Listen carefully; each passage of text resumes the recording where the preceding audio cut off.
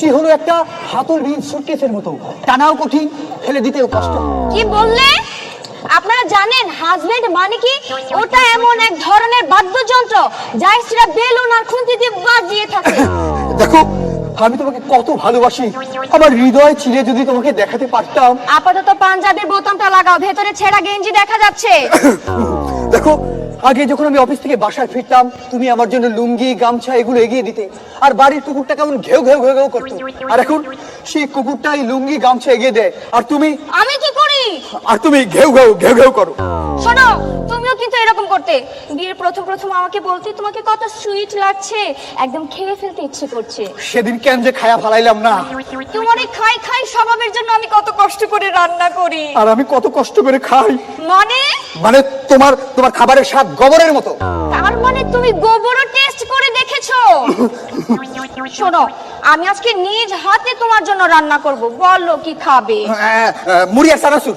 বাজে কথা বাদ দিয়ে যাও, বাজারে থেকে একটি জন্ডিসওয়ালা মুরগি নিয়ে আসো। জন্ডিসওয়ালা মুরগি? কেন জানো না ঘরে যে হলুদ নেই? আচ্ছা, তুমি কি একটু ভালো মন্দ রান্না করতে পারো না?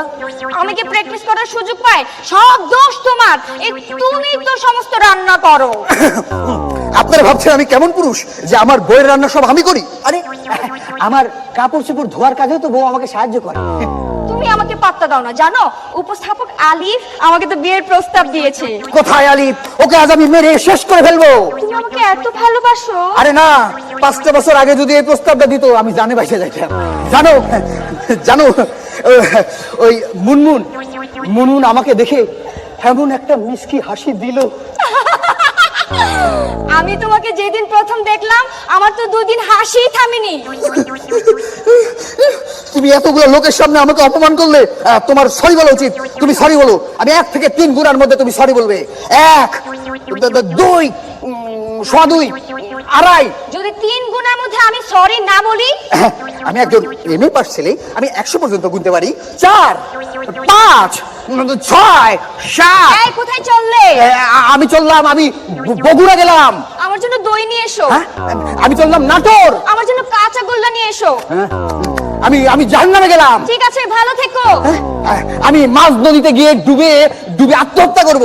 মাঝ নদীতে ডুবে আত্মহত্যা করবে? সাঁতারই জানে না। যা একটু ধাক্কা দিয়ে আসি। দাঁড়াও, শোনো লক্ষ্মী, তোমার জন্য আমি পান নিয়ে আসছি, ধরো। তুমি আমাকে এত ভালোবাসো, তোমার পান কোথায়? আমি পান ছাড়াই মুখ বন্ধ রাখতে পারি। কি? আমি মুখ বন্ধ রাখতে পারি না? এই যে আমি কিন্তু চুপ আছি, আমি কিন্তু কথা বলছি না, আমি কিন্তু চুপ আছি। আসলে সংসারে এরকম চুপচাপ থাকলে, ঝগড়াঝাটি না করলে কেমন যেন একটু মরা মরা লাগে। একদম ঠিক বলেছো, একদম নুন ছাড়া তরকারির মতো। তাহলে কি আমরা আবার শুরু করি? এই ঝগড়া শুরু করো। কি? তার মানে সবার সামনে বোঝাতে চেয়েছো ঝগড়াটা আমি করি? ঝগড়া আমি করি? তুমি করো। তুমি ঝগড়া করো। তুমি করো। তুমি করো। তুমি করো। তুমি ঝগড়া করো।